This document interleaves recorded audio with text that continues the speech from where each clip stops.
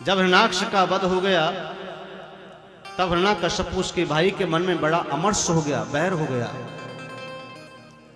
और मन में विचार कर लिया कि मेरे भाई को जिसने मारा है मैं बदला लेकर के रहूंगा, चाहे मुझे कुछ भी हो जाए। हिरण्याकश्यप अपनी पत्नी कयाधु को बोलकर के हिमालय की ओर चले गए और वहां जाकर के तपस्या करने लगे। इंद्र आदि देवताओं को बड़ी चिंता हो गई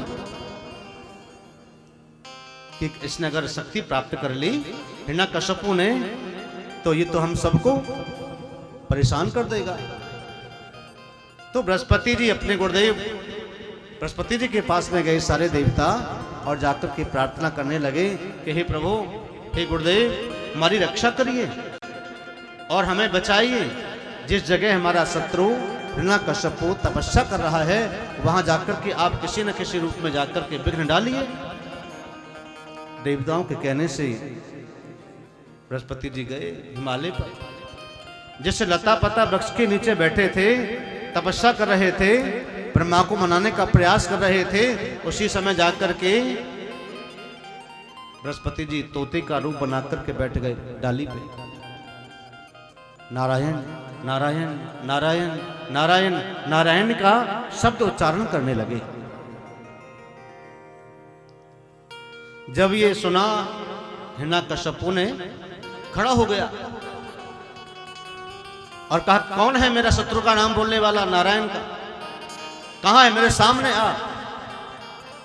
देखा तो एक पक्षी तोता एक डाली पर बैठ करके नारायण नारायण नारायण का नाम उच्चारण कर रहा था। तलवार लेकर के भागा, तोता उड़ गया और अब वो अपने घर को आ गया। कयाधु नहीं चाहती थी भगवान से बैर करें, जैसे मंदोदरी नहीं चाहती थी, रावण को बार बार समझाती थी कि राम ईश्वर हैं, राम से बैर न करो। वैसे ही कयाधु समझाती थी, बार बार नारायण का नाम उच्चारण करवाती थी ताकि इसका कल्याण हो जाए। कयाधु ने पूछा, क्या बात है, आप क्यों आ गए? आप तो तपस्या करने के लिए गए थे। बोले, क्या बताऊं, हिमालय पर्वत पर भी मेरे शत्रु का नाम बोलने वाला कोई वहां भी चला गया। बोले, क्या बोल रहा था वो? बताओ तो सही, क्या बोल रहा था? बोले कि मेरे शत्रु का नाम बोल रहा था। लेकिन नाम तो बताओ, नाम क्या है? स्त्री अगर चाहे तो अपने पति को जो पूजा नहीं करता, पाठ नहीं करता, तो अब अपनी नम्रता से, भाव से, करुणा से, प्रेम से उसी भगवान का नाम उच्चारण करवा सकती है। स्त्री के पास वो बहुमूल्य गुण है जो क्रोधीले पति को भी, क्रोधीले व्यक्ति को भी, हठीले व्यक्ति को भी नम्र बना सकती है। पत्नी ही क्रोधीली हो तो पति बेचारा क्या करे फिर? पति को भी वही नीति अपनानी चाहिए, वह भी नम्रता से बस में करे, क्योंकि वशीकरण एक मंत्र है, तज दे वचन कठोर। बार बार नाम बुलवाती, कहता नारायण। बोले, क्या नारायण?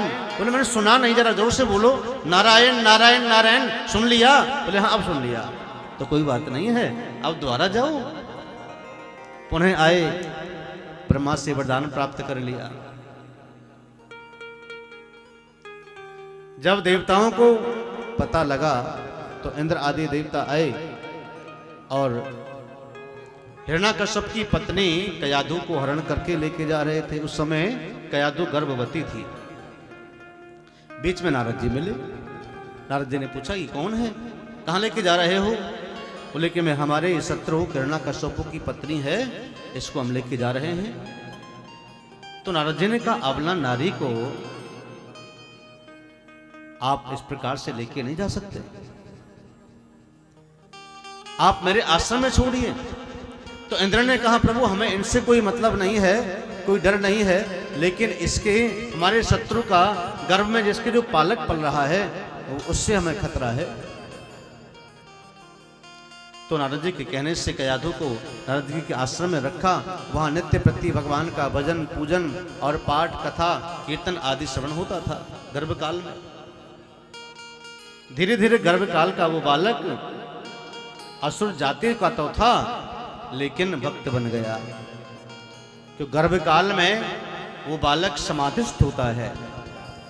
माँ जो सुनती है वो बालक सुनता है, गौर से ध्यान से सुनता है। भगवान का नाम कीर्तन कथा गर्भकाल में ही उस बालक ने सुनी। हिरण्यकश्यपु जब तपस्या करके आया, ब्रह्मा से वरदान प्राप्त करके आया, न मैं घर में मरूं, न मैं बाहर में मरूं, न मैं शस्त्र से मरूं, न मैं अस्त्र से मरूं, और न मैं 12 महीनाओं में मरूं, न मैं नर से मरूं, न मैं मनुष्य से मरूं। इस प्रकार का वरदान प्राप्त करके भगवान ने, ब्रह्मा ने कहा जाओ तथास्तु, ऐसा ही होगा। घर पे आया, पता लगा मेरी पत्नी नहीं है। कुछ समय के बाद जब पता लगा कि नारद जी के आश्रम में है तो वहां से आई, और कुछ दिन के बाद ही उस बालक का जन्म हो गया। जब बालक का जन्म हुआ तो बड़ा प्रसन्न हुआ, खुश हुआ, क्योंकि 3 बालक देवताओं ने हिरण्यकश्यपु के पहले ही मार दिए। सब्सक्राइब करें रामकृष्ण शास्त्री जी के YouTube चैनल को और हमारे वीडियोस को सबसे पहले देखने के लिए बेल आइकन को दबाना न भूलें।